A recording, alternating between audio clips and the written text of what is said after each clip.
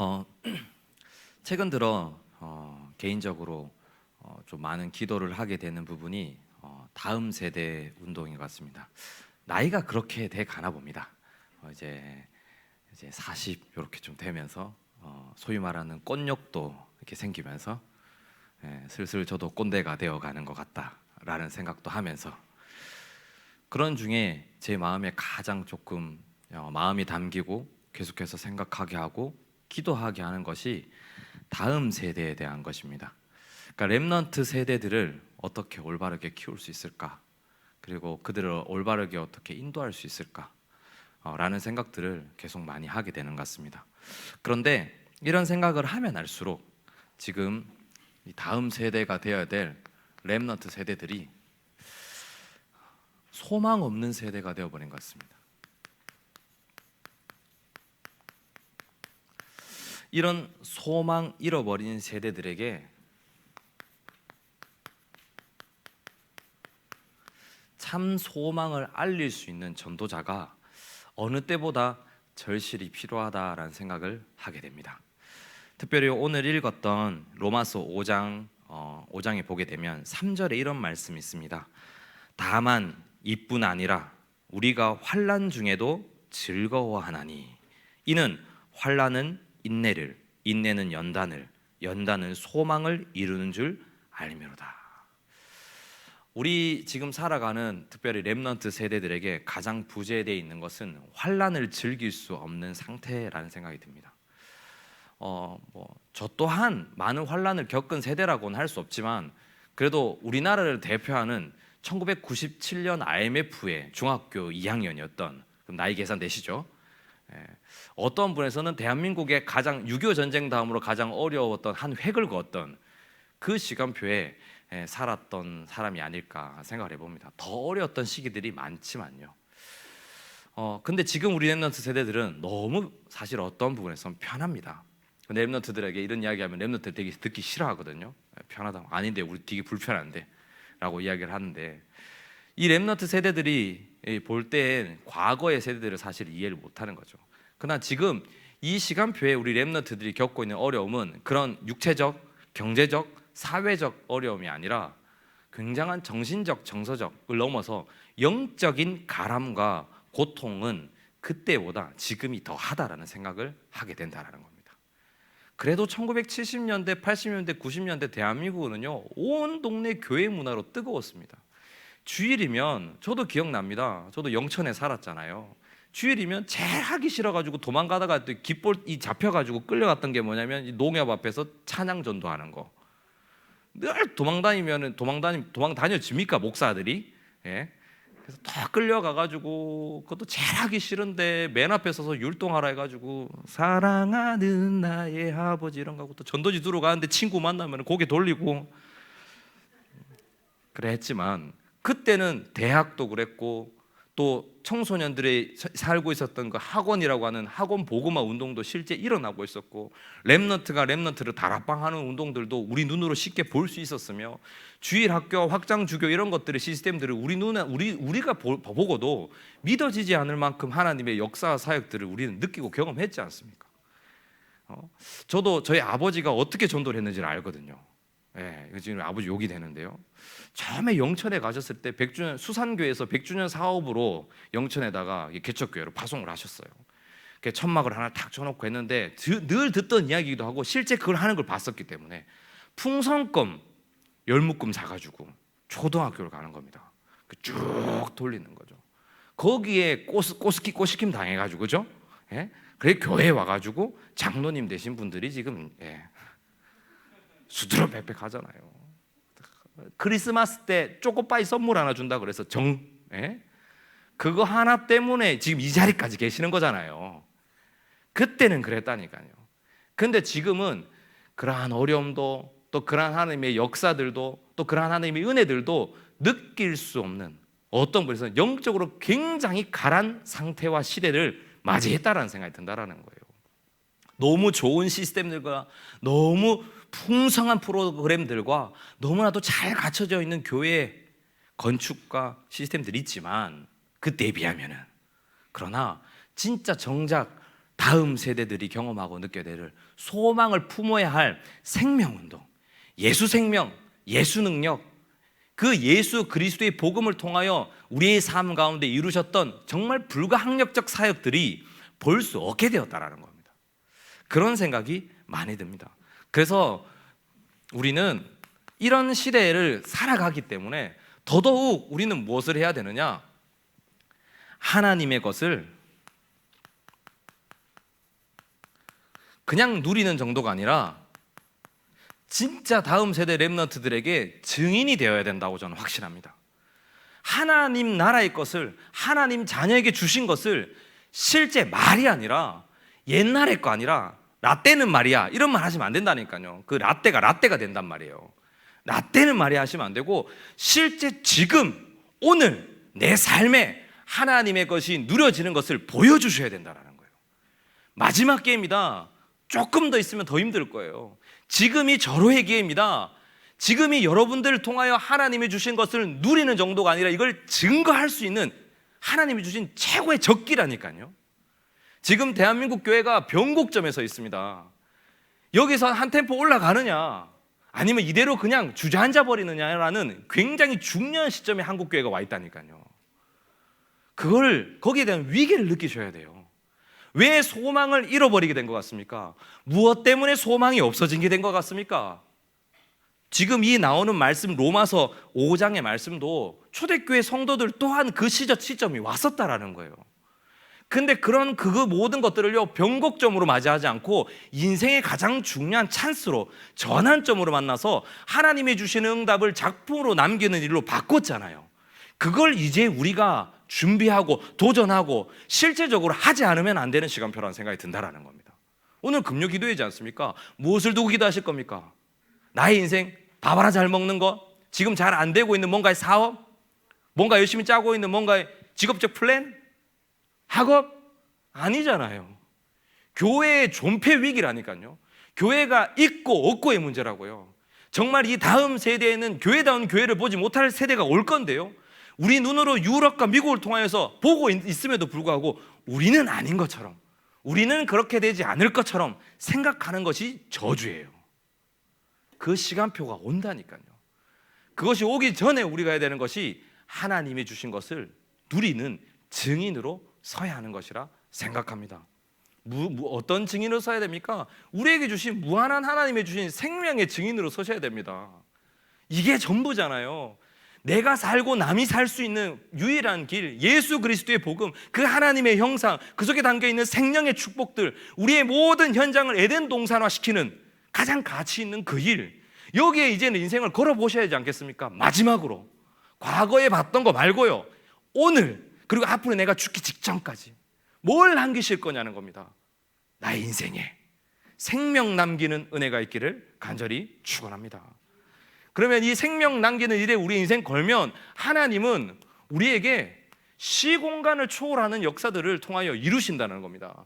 이게 아주 하도 많이 듣는 이야기니까 식상한 것 같은데요, 빌립 집사는 실제 시공간을 초월했던 사람이잖아요. 여기 있다가 저기로 나타난 사람이었다니까요. 빌립이라고 하는 한 사람이 생명 거는 일에 하나님의 것의 증인으로 살아가는 인생 딱 거니까 그 빌립 집사는요 지역을 초월해서 하나님의 역사, 전도와 선교하는 그 일에 막 사용되어졌잖아요. 지금 이거 못하니까 우리나라에도 시공간 초월을 흉내내는 분이 두 분 계시죠. 첫 번째 이거 하시고 계시는 어떤 분, 그죠? 그리고 또 한 분이 계세요. 축지법을 쓰시는 분이래요. 나중에 유튜브 검색해 보세요. 축지법 하면 나오는 가장 이미 10만 뷰를 찍으신 분이라서 요렇게 걸으세요. 네, 그런 분이 계세요. 그게 시공간 초월이냐고요. 우리는 이미 시공간 초월의 역사와 삶을 살아가고 있는 전도자들이잖아요. 그걸 누리는 걸 저 렘넌트 세대들한테 보여줘야죠. 못 느끼고 있다니까요. 모르고 있다니까요. 그것이 우리가 진짜 다시 한 번 더 생각해야 될 부분이 아닐까 싶습니다. 이러한 중요한 응답들을 가지고 우리의 삶의 렘넌트들에게 돈 많이 남겨주고 아파트 많이 남겨드리고 부동산 많이 남겨주고 차 물려주고 시계 물려주고 그거 하자는 거 아니잖아요. 어떤 응답을 남겨야 되겠습니까? 하나님의 전무후무한 응답들을 남기는 일이 우리 일평생 해야 할 가장 가치 있는 일 아니겠습니까? 그런데 이러한 중요한 우리 인생의 축복, 가장 가치 있는 일이 있음에도 우리는 계속해서 우리의 삶을 보면 이 소망이라는 단어를 찾을 수 없는 것 같습니다. 왜 무엇이 우리의 소망을 없게 만들어 버린 것 같습니까? 오늘 한번 생각해 보세요. 무엇이 우리의 완전한 복음을 나약한 것처럼 보이게 만들어 버렸을까요?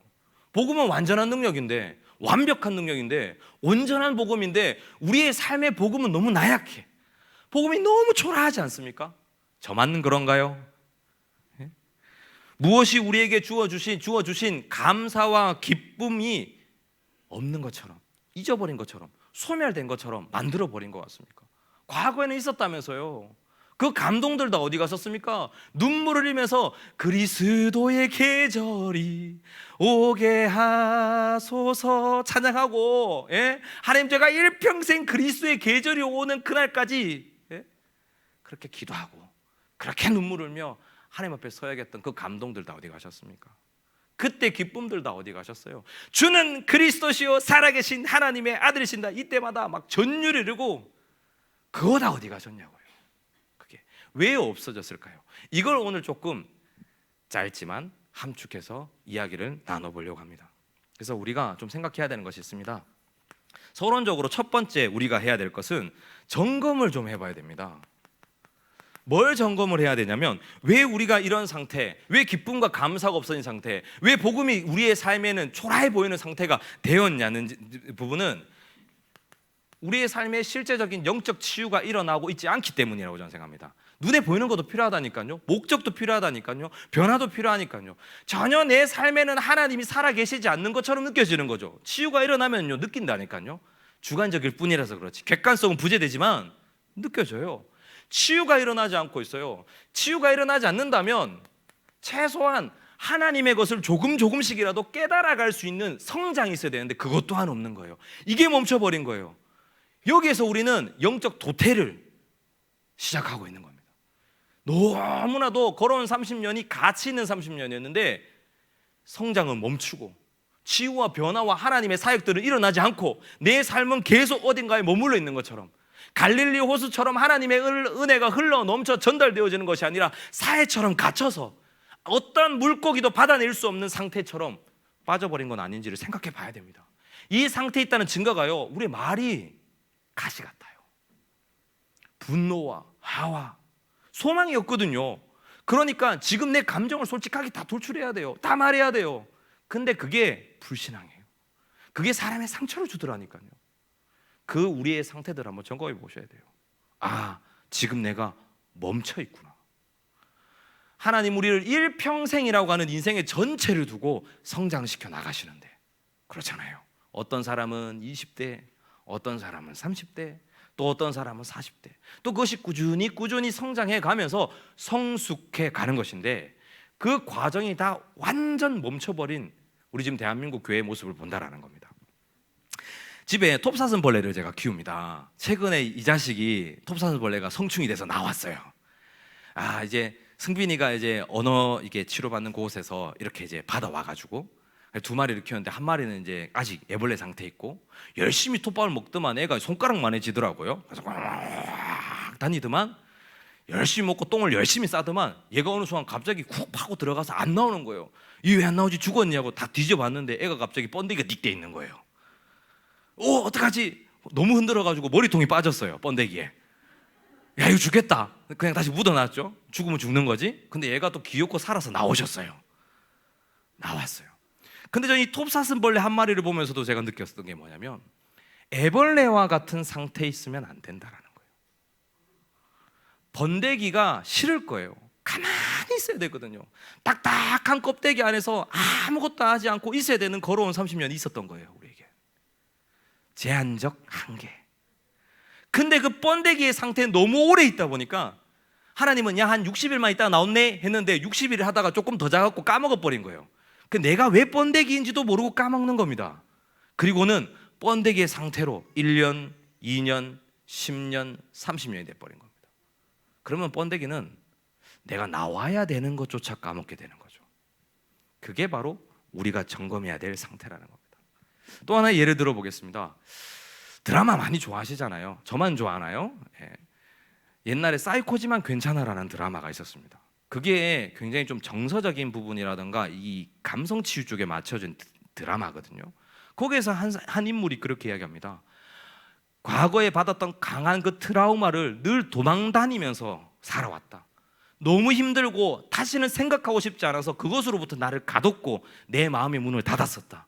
근데 지금 70이 돼서 이제는 나아가는 문을 까먹었다. 이렇게 이야기하더라고요. 지금 우리의 모습인지도 모르겠습니다. 다시 한 번 더 생각해 봐야 됩니다. 우리의 인생은요, 운명과 사주팔자의 목줄이 매어 살았던 인생이었어요. 근데 풀려났잖아요. 그 목줄이 풀려났으면 이제는 목줄이 풀린 인생으로 자유와 해방과 성장과 치유와 정말 예수 생명의 운동들을 우리의 삶 가운데 마음껏 펼치고 살아야 하는 건데, 어느 순간 우리는 이거만 이거라서 안 되고 저거만 저거서 안 되고 이 상황이 문제고 이것저것 다 체크하고 재다 보니까 도태되기 시작한 거예요. 한없이 멈추기 시작한 거예요. 훈련은 열심히 받고 매일 예배드리고 너무나도 많은 말씀을 듣고 있는데 내 상태는 치유되어지지 않고 성장하지 않고 성숙하기는커녕 멈춰서 더한 분노와 한과 많은 어려움들이 내 가슴 속을 더 병들게 하는 상태에 빠진 거예요. 그렇지 않을까요? 한국 교회를 볼 때 조금 느껴보는 부분입니다. 좀 무거운 이야기인데요. 왜 우리가 소망이 없어진 것 같습니까? 다시 질문해 볼게요. 왜 우리가 복음이 그렇게 초라하게 보이는 것 같습니까? 왜 우리에게 기쁨과 감사가 사라진 것 같습니까? 정말 점검하는 은혜가 있기를 바랍니다. 이스라엘 백성이 광야 38년을 걸을 때 하나님은 훈련의 여정도 있었지만은 그냥 훈련이 아니라 그리스도의 이 복음, 메시아의 그 언약의 그 가치를 발견할 수 있는 굉장히 중요한 38년의 성숙 에너지는 그리스도인으로 성장하는 굉장히 가치 있는 시간표였다니까요. 38년 동안 그냥 있었으면 너무나도 찌질한 노예였잖아요. 늘 돌아가고 싶고 늘 돌아가겠다고 이야기했던 사람, 요단강 앞에서도 또 갈라서기도 하고 가나안 들어가서도 불신앙하기도 하고 하나님이 꼭 하지 말라는 것만 골라가면서 다 하는 그 인생들, 그래요. 그게 우리 인생이에요. 그런데 그러한 인생, 실수밖에 없고 실수투성이인 그 인생 가운데 하나님은 성장케 하셨고 우리가 느끼지 못하지만 하나님의 치유와 사역들을 통하여 세계복음화는 준비되어지고 있었다는 사실인 거예요. 그리스도가 오실 예루살렘을 준비하고 있었다는 사실인 거예요. 이후에도 포로로 끌려가고 속국이 되었지만 그 또한 그리스도께서 오실 것을 준비하는 중요한 과정과 성장의 시간표였다라는 거예요. 우리는 착각합니다. 지금의 실수, 지금의 나약함, 지금의 연약함, 지금의 뭔가 안됨, 제한적 한계들을 가지고 내가 복음 못 누린다, 내가 복음을 잘못 붙잡고 있다, 착각하지 마십시오. 우리가 믿고 있는 그 그리스도는 완전한 분이세요. 그 완전한 그리스도가 나의 인생 전체를 두고 계획하신 대로 이끌어가고 계시는 거예요. 그걸 섭리와 경륜이라고 이야기합니다. 하나님의 의도하심이 있다는 말이에요. 저는 대학생들이랑 항상 이야기합니다. 원체 아직 많이 방황하는 시기니까 괜찮아, 한 27까지는 방황해야 돼. 내가 27에 돌아왔으니까 얘기합니다. 더 방황해도 되겠죠. 나이 40, 50 먹어도 됩니다. 최근에 나온 드라마의 주인공이 43세로 나와서 웹툰 디자이너가 되겠다는 한 드라마가 하나 있더라고요. 그래서 아버지한테 독대라면서 얘기합니다. 아버지 이제 미치려고 하는 거죠. 갑자기 있던 직장을 때려치고 와가지고 갑자기 웹툰을 그리겠다고 하니까 43세 아저씨께서, 그래서 딱 아들이 이야기합니다. 아버지, 저를 지금부터 43으로 보지 마시고 3세로 보시기를 바랍니다 하고 딱 나가더라고요. 좀 멋있다 생각했어요. 우리의 삶에 치유와 성장이 없다면, 복음은 완전한 건데, 복음은 생명인데, 다시 한 번 더 우리의 자존심이 아니라 우리의 쌓았던 경험이 아니라 지금까지 이루어왔던 것들이 아니라 하나님 앞에 정말 3세처럼 더 겸손히 하나님 살려주세요, 하나님 저에게 은혜 주세요, 하나님 저를 치유해 주세요, 그러한 가장 가치 있는 고백들이 시작되기를 간절히 축원합니다. 서론이 많이 길었는데요. 그래서 로마서 5장 5절에는요, 소망이 우리를 부끄럽게 하지 아니함은 우리에게 주신 성령으로 말미암아 하나님의 사랑이 우리 마음에 부은 바 됨이라고 이야기해요. 부끄럽지 않은 겁니다. 우리가 지금까지 품었던 소망은 소망 없는 세대들이 품고 있는 소망이 아니기 때문에요. 세계복음화라고 하는 우리가 갖고 있는 소망은 참된 소망이기 때문에 이 소망을 하나님께서 부끄럽게 하지 않는다고 하셨다니까요. 그것이 우리가 가지고 살아가야 될 가장 중요한 축복입니다. 그러면 조금 더 구체적으로 이야기해 봅시다. 바로 이 소망이 없는 실제적인 이유가 뭘까요? 그 첫 번째가 조금 전에 제가 서론으로 성장이라고 이야기했지만은요, 그 성장의 가장 핵심이 되는 구원이라고 하는 하나님의 사역을 놓치고 있기 때문입니다. 너무 오래전에 받았어. 모태 신앙은 아주 오래전에 받았어. 그러다 보니 언제 받았는지를 모르고 언제 그 구원에 감사와 감격이 있었는지 모르고 살다 보니 이게 불신자인지 신자인지 구분도 안 되고 살아가는 겁니다. 진짜 소망이 없는 이유는 하나님이 우리에게 베푸신 그 구원의 사역과 그 은혜의 그 사이즈가 어떠한 것인지를 다시 한 번 더 점검하는 거예요. 그때 소망을 찾게 될 것입니다. 나의 최선이 아니라 율법에 완성되시는 그리스도 안에 담겨있는 소망을 찾으시기를 바랍니다. 그 그리스도 안에 담겨있는 소망 뭔지 아십니까? 이거 우리 항상 놓치고 살아가잖아요. 하나님이 우리를 구원하신 이유는 237의 빛으로 살아가게 하시기 위하여 구원하신 거예요. 너 잘 먹고 잘 살아래 하라고 구원하신 게 아니라니까요. 운명과 사주팔자 다 끊어가지고, 그렇죠? 사단 마귀의 세력 죄에서 다 해방시키신 다음에 잘 먹고 잘 살아래 아니라니까요. 237개 나라라고 하는 하나님의 한과 하나님의 목적과 하나님의 열심, 모든 것들이 담겨있는 하나님의 의도가 담겨있는 이 현장 보라고 구원하셨다라는 거예요. 선교를 놓치는 것이야말로 소망을 잃는 것입니다. 세계선교대회가 얼마 남지 않았어요. 기도로 마음을 담아주기를 바랍니다. 코로나 때문에 대한민국은 그나마 방어막이 있어서 버텨왔지만 전 세계 너무나도 많은 교회 현장들이 다 죽었어요. 대구 안에도 정말 실태 조사를 해보니까 저희 다락방이 아니라 외부의 교단들 안에 보는데 교회가 없어진 곳이 너무 많아요. 성도님이 없어요. 그냥 목사님 사모님만 예배 드리고 계시는데 휴대폰 하나로 유튜브 생방송도 할 수 없어서 성도님들이 다 떠나가버린 교회가 너무나도 많아요. 세계 현장은 더 지독하겠죠. 더 어렵겠죠. 더 잔인하겠죠. 더 아마도 두려울 것입니다. 우리를 구원하신 이유를 놓치지 않으셨으면 좋겠습니다. 237의 빛으로 살아라고 우리에게 하나님의 구원을 은혜의 선물로 주신 것입니다. 여기에 대한 감사 없다면 믿는 사람이 아닌 거죠.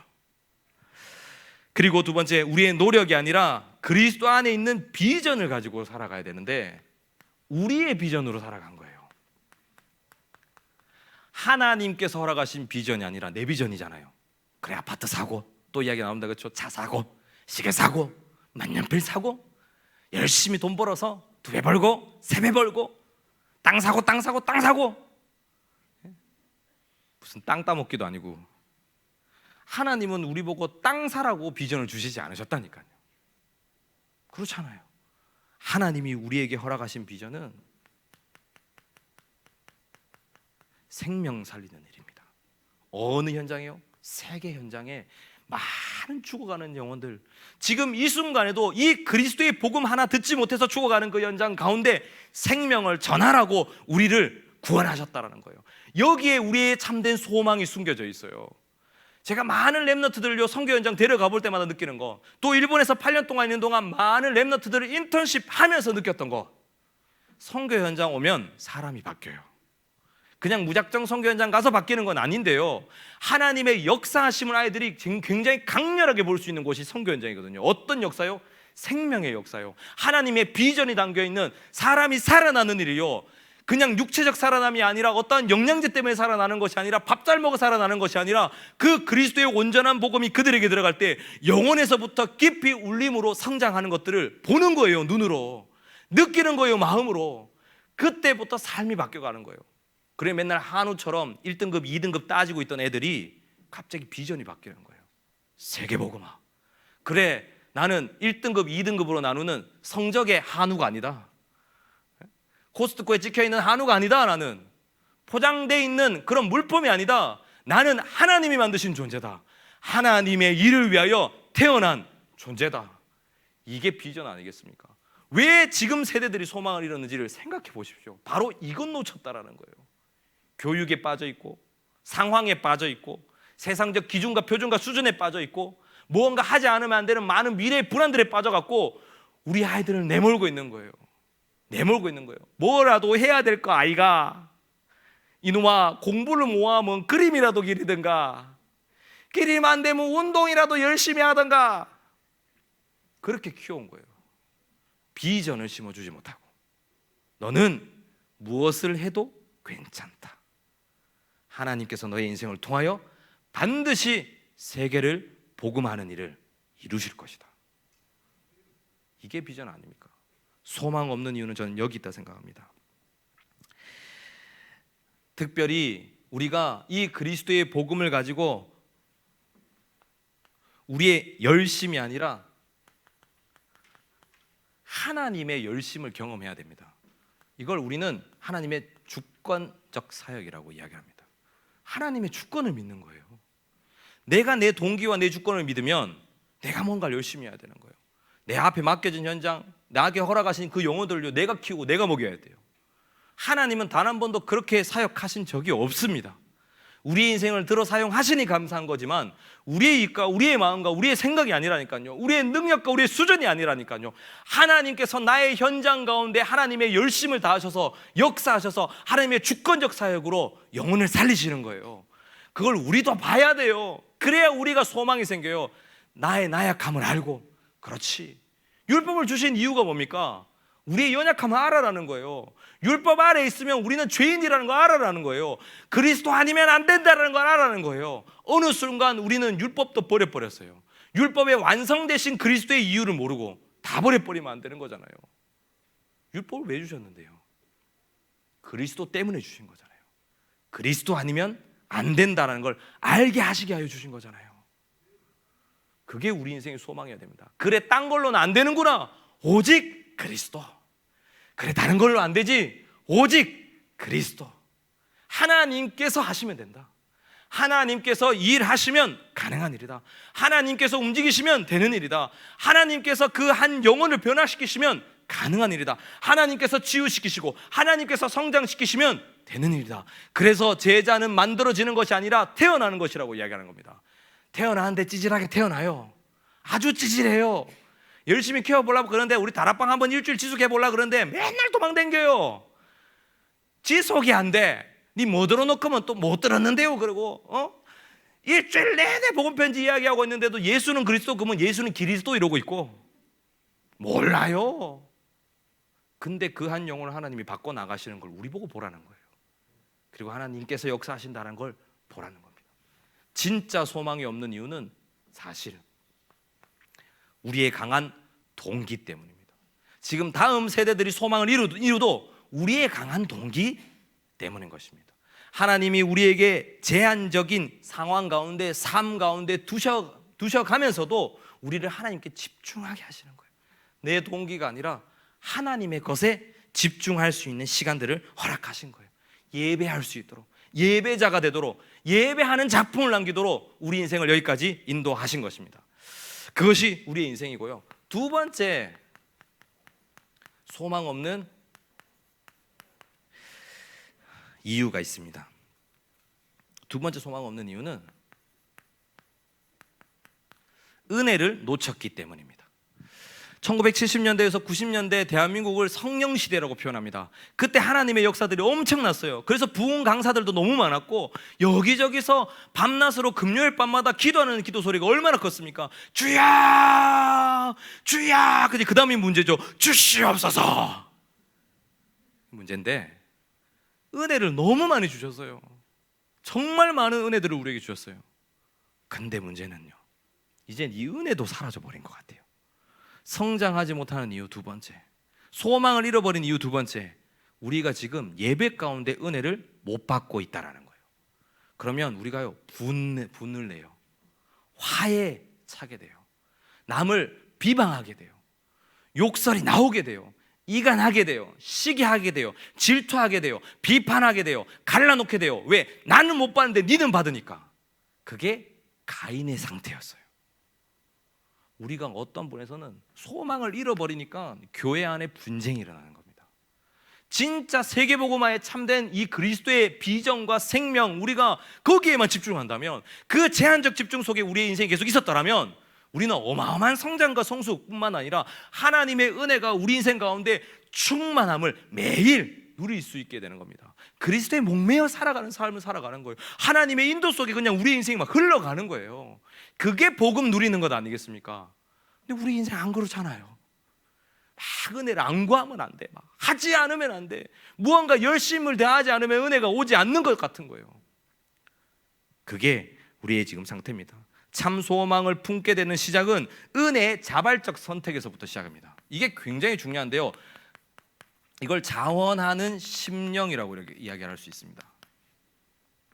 다윗이 성전 건축한 이후에 하나님 앞에 감사하면서 기도했습니다. 그때 감사하면서 기도할 때 이스라엘 백성들을 향하여 기도했던 기도 중에 굉장히 인상 깊은 장면 하나가 나옵니다. 뭐요? 하나님, 우리에게 자원하는 심령을 주셔서 하나님 앞에 드릴 수 있으면 감사하다 했어요. 은혜는 여기에서부터 출발해요. 우리가 강압적으로 신앙을 배웠는지 모르겠어요. 이렇게 해야 되고 저렇게 해야 되고 열심을 내야 되고, 그게 종교잖아요. 우리의 열심이니까요, 우리의 행위니까요. 진짜 자원하는 심령이 없는 것을 기도해야 될 줄 믿습니다. 하나님, 저는 금요 기도에 나오는 게 너무 힘들어요. 하나님, 저는 수요예배 못 나오겠어요. 그 수요예배가 아주 적잖아요. 새벽 기도를 나올 수 없습니다. 하나님, 죽었다 깨나도 못 나가요. 저는 주일은 2부만 드리고 집으로 갈래요. 오후 예배는 인터넷으로. 아멘. 자원하는 심령이 없으면 은혜가 오질 않아요. 결국 소망 없는 인생이 되게 되는 거예요. 기도하시기 바랍니다. 오늘 밤, 하나님, 하나님의 것에 내가 자원하여 드릴 수 있는 심령이 되게 하여 주옵소서.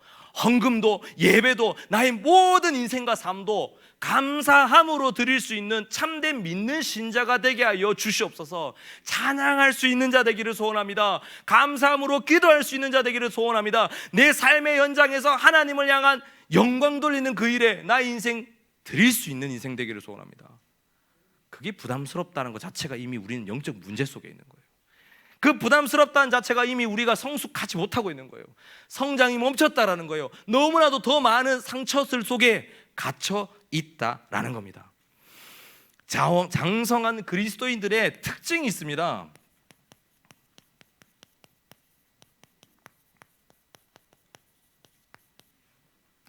장성한 그리스도인들은 조금 전에 설명했듯이 이 자원하는 마음이라는 게 너무 강렬했었어요. 스데반은 스스로 죽으러 갔다니까요. 바울은요, 일평생 선교 현장에서 죽겠다고 자기 인생 걸어버렸잖아요. 그렇지 않습니까? 장성한 그리스도인들이 가지고 있는 첫 번째 특징이고요. 두 번째 특징이 있습니다. 두 번째 특징은 뭐냐면요, 그냥 은혜가 아니라 풍성한 은혜를 누렸습니다.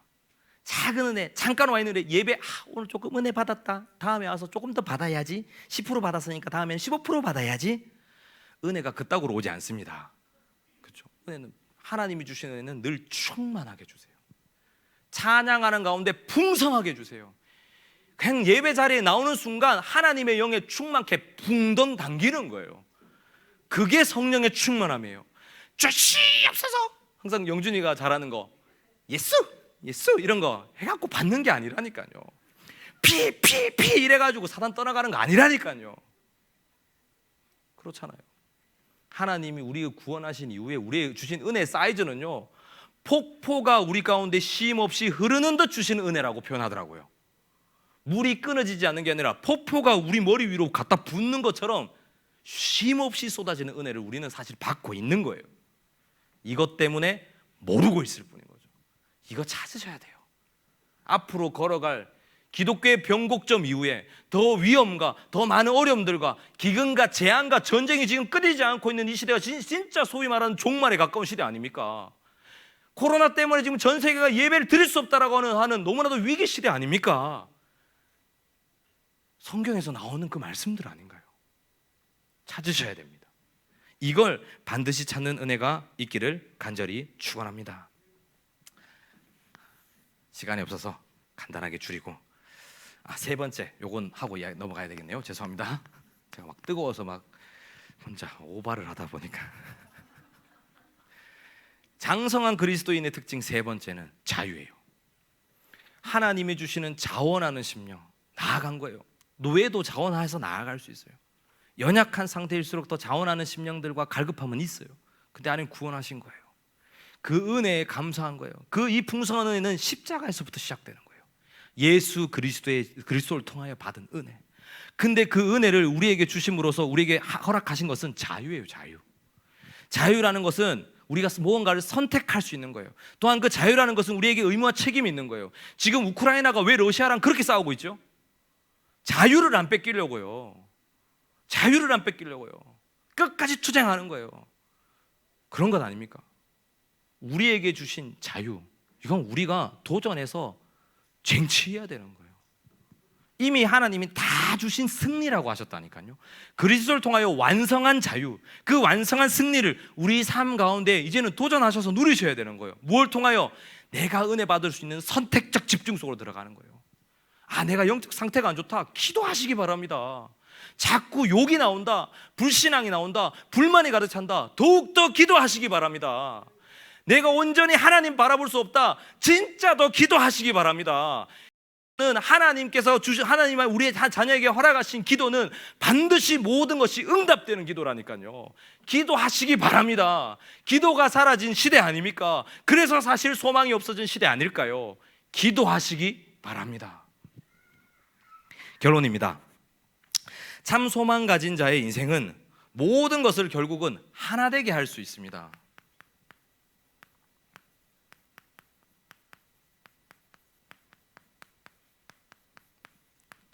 왜 그러냐면요, 소망을 가졌다라고 하는 것은 조금 전에 제가 3절에서 4절에도 이야기했던 바와 같이 환난 중에 즐거워할 수 있는 성숙한 상태, 환난은 인내로, 인내는 연단으로, 연단은 소망으로 이룰 수 있는 그 상태, 그 상태에 이른 소망 가진 하나님의 사람들은 그냥 성장 정도가 아니라 더욱더 그리스도에게 합당한 예수님을 닮아가는 성장과 성숙함들이 나타나게 되는 거예요. 그렇게 되면 전도와 선교는 우리 삶에 너무나도 쉬운 일입니다. 왜 전도 안 될까요? 왜 내 삶에 예배가 안 될까요? 왜 나는 선교에 관심이 없는 걸까요? 아직도 나는 창세기 3장, 6장, 11장이라고 하는 상처에 쌓여 있는 거예요. 그 상태 가운데 있는 거예요. 우리의 수준과 우리의 기준과 우리의 마음대로 네피림 세대들과 같이 똑같이 움직이고 있기 때문인 거예요. 고린도전서 13장 11절에 보면 내가 어렸을 때는 말하는 것이 어린아이와 같고 깨닫는 것이 어린아이와 같고 생각하는 것이 어린아이와 같다가 장성한 사람이 되어서는 어린아이의 일을 버렸노라 라고 이야기하고 있어요. 이제는 버리셔야 됩니다. 언제까지 애처럼 굴 겁니까? 2층에 우리 애들요 막 치고받고 싸우니까요 울고 막 짝대기 들고 죽인다고 쫓아가고 막 이 새끼야 하고 막 가고 그러다 막 뭐 하나 부숴먹고, 오늘도 이만열 팀장님 어렵게 문장 하나 부셔먹어가지고 또 드릴 들고 가서 받고 계시던데 이것저것 다 부셔먹고 돌 던지고 또 흙 깔아놓으니까 흙도 바닥 다 깔고 그냥 정수기 막아놓고, 그게 뭐요? 어린아이 신앙이라고요. 장성한 신앙을 회복하시는, 그리고 그것을 도전하시는 그러한 성장이 시작되는 은혜가 있기를 바랍니다. 우리의 수준이 아니라 그리스도의 수준을 본받기 위하여 기도하시기 바랍니다. 하나님, 내가 어떻게 하면 더욱더 예수님을 닮아갈 수 있을까요? 어떻게 하면 더 내가 예수님처럼 살아갈 수 있을까요? 기도해 보시기 바랍니다. 우리의 기준이 아니라 성경의 기준으로 돌아가기를 바랍니다. 편향되면 안 돼요. 성경은 그래서 기준으로 주신 거잖아요. 내 성격, 내 상황, 내 살아왔던 배경, 환경, 요소 따라 자꾸 성경의 말씀을 자꾸 받고 듣기 때문에 편식하다 보니 우리의 신앙이 편협적이게 흘러와서 응답도 편협적인 응답을 받게 된 거예요. 우리는 세계복음화의 응답을 받아야 되는 증인들입니다. 전도자라고요. 그러면 내 성격이 아니라 내 색깔이 아니라 성경 따라 받아야 할 줄 믿습니다. 우리의 마음이 아니라 하나님의 마음으로 세상을 볼 수 있는 상태가 되어야 하지 않겠습니까? 우리의 감정이 아니라 하나님의 눈물로 영혼을 볼 수 있어야 하지 않겠습니까? 화요 집회 가면 꼭 이런 분 있더라고요. 뒤에 오셔. 본인도 늦게 와가지고 이제 딱 앉고 옆에 좀 앉아도 돼요? 안 되는데요. 저기 가세요. 축도도 끝나겠는데 딱 기도하려고 딱 가시면 그냥 우와, 너무 안타까운 것 같아요. 너무요. 우리는 무엇에 나의 자유를 포기하고 있는지를 생각해 보셨으면 좋겠습니다. 하나님이 주신 우리 구원의 자유, 여기에는 반드시 의무와 책임도 있다니까요. 근데 그것이 너무 어려운 것이 아니라 너무나도 강한 누림의 행복이라니까요. 이걸 찾으셔야 됩니다. 돈과 물질의 자유를 바꾸셨든지를 한번 점검해 보시기 바랍니다. 성공과 일과 권력과 경험에 우리의 자유를 바꿔버리지는 않았는지 생각해 보시기를 바랍니다. 세상의 기준에서 출발하는 살고 먹고 살아가는 이런 것들에 우리의 자유를 팔아넘긴 것이 아닌지를 점검해 보시기 바랍니다. 그때 우리에게 소망이 다시 보여지기 시작합니다. 그러면 우리의 인생에 하나님께서 허락하신 소명의식이 정체성으로 자리 잡게 되는 거예요. 소망을 잃고 있기 때문에 소명도 사명도 없이 살아가는 거거든요. 참된 하나님을 향한 소망이 오늘 이 밤에 가득하기를 간절히 축원합니다. 소망 없는 상태로 다시 돌아가지 마시고 하나님께서 제한적인 상태에 있던 우리를 구원하셔서 하나님의 열심으로 큰 은혜 주셔서 우리를 성장케 하셨잖아요. 많은 걸 하나님 먹이셨잖아요. 마나 먹인 것처럼, 메추라기 먹인 것처럼 시시때때로 우리에게 하나님께서 우리의 시간표를 따라 하나님은 은혜 주셨어요. 그렇게 해서 여기까지 오게 하신 거예요. 이제는 진짜 성숙한 그리스도인으로, 세상 가운데 욕보이는 그리스도인이 아니라, 찌질한 기독교인이 아니라, 정말 없어져 버렸으면 좋겠다고 하는 쓰레기더미처럼 쳐다보는 그리스도인이 아니라 하나님의 영광을 나타내는 빛과 소금으로 살아가는 결단의 밤이 되기를 간절히 축원합니다. 기도하겠습니다. 하나님 감사합니다. 하나님께서 온전한 구원을 주셨는데 큰 은혜를 통하여 중요한 성장과 응답의 시간표들을 허락하여 주셨는데 우리의 자유를 너무나도 쉽게 사단에게 다시 빼앗기고 돈과 권력과 명예와 경험과 우리의 삶의 많은 세상적 기준들에게 우리에게 허락하신 예수 그리스도를 통하여 받은 자유를 다 빼앗기고 살아왔는 것 같습니다. 참된 소망 되찾게 하여 주옵소서. 우리에게 주신 구원은 절대 없어지는 것이 아니오니 우리에게 이미 허락하신 것 다시 회복해 하여 주시옵소서. 주의 성령께서 인도 역사하시옵 바라옵고 예수 그리스도의 이름으로 기도드립니다.